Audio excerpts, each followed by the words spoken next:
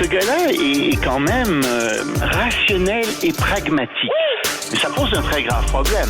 Je t'assure qu'il n'y a aucun politologue sérieux qui va te dire « Oh, j'ai le droit! » Un politologue, pas comme les autres. Loïc Tassé. C'est pas le temps de faire ça. Loïc, bonjour. Bonjour, Benoît. Moi aussi, j'ai entendu le député pleurnicher, puis j'ai pas trouvé ça très fort. D'abord, j'ai trouvé que il laissait ses émotions l'envahir et c'est pas le rôle de quelqu'un qui est un élu. Un élu doit normalement assurer, tenir la barre droite, puis rassurer les gens.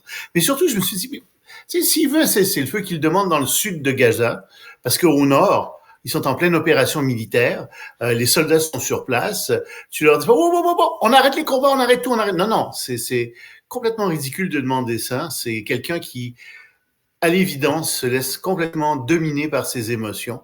Et c'est pas ça qu'on attend d'un élu. M. Boisy, il faudrait qu'il se prononce sur le Hamas aussi, hein. Tu sais, si tu veux je l'ai pas entendu sur le Hamas, il l'a peut-être fait, mais je l'ai pas entendu pleurer sur les enfants israéliens qui avaient été décapités, etc. Ça, non, on n'a pas entendu non plus. Et effectivement, je pense que quand dans ce genre de situation, il faut aussi condamner le Hamas. Et ça, il y a bien peu de gens qui viennent de la communauté musulmane qui le font ici. Ils ont peur en réalité de le faire parce que c'est très lié à des représailles, à des pressions à l'intérieur même de la communauté. Et c'est lié aussi, il faut le dire, à une vision qui est une vision vraiment très très unilatérale qui est diffusée dans le monde musulman. Et moi, je lis régulièrement, par exemple, des sites des sites d'information musulmans pour voir ce qui se passe sur le conflit, pour avoir l'autre côté aussi. Et c'est devenu excessivement émotif, très peu analytique. Ça fait partie du problème, ça aussi. Alors, il y a eu des combats nocturnes, Loïc?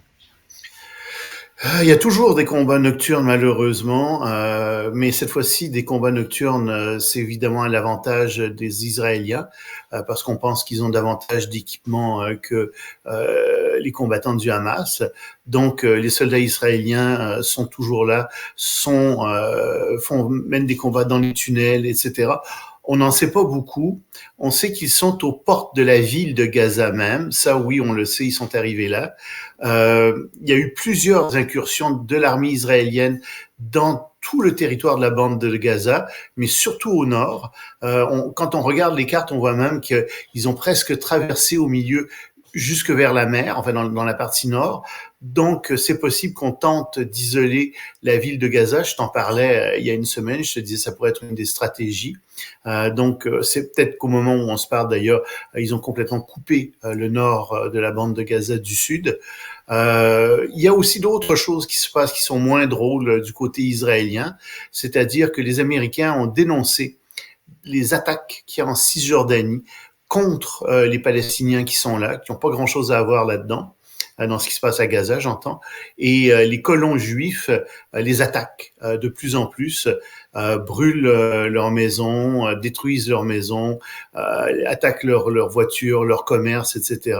Et les Américains disent arrêtez de faire ça là, ça complique le conflit inutilement, ne faites pas ça s'il vous plaît. Mais évidemment, pour reprendre ton expression, il y a des crinqués extrémistes juifs aussi qui sont là et qui voient une occasion là-dedans de bouter dehors les Palestiniens qui sont en Cisjordanie.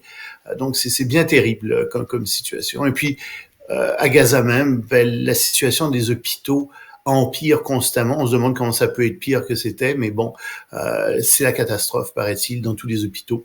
On le comprend. Il y a énormément de blessés. Demandez-vous d'où proviennent vos vêtements, hein, Loïc?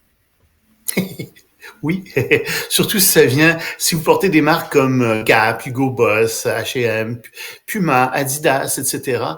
Parce que il y a une grève monstre en ce moment au Bangladesh où il y a 3500 usines qui fabriquent des vêtements, des chaussures bon marché pour des grandes marques occidentales. Pourquoi est-ce qu'il y a une grève?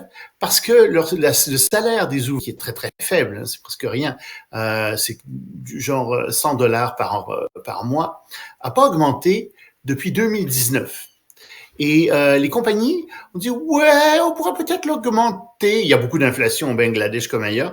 Peut-être qu'on pourrait l'augmenter de 25%.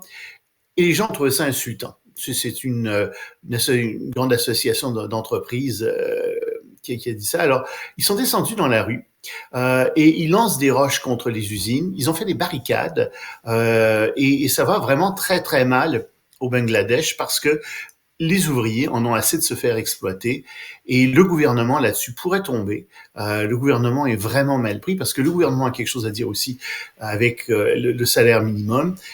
Même certaines compagnies disent, écoutez, hausser le salaire minimum. C'est pas toutes les grandes compagnies qui sont contre les ouvriers. Certaines disent, hausser le salaire minimum, c'est beaucoup trop faible ce que vous payez en ce moment aux pauvres ouvriers.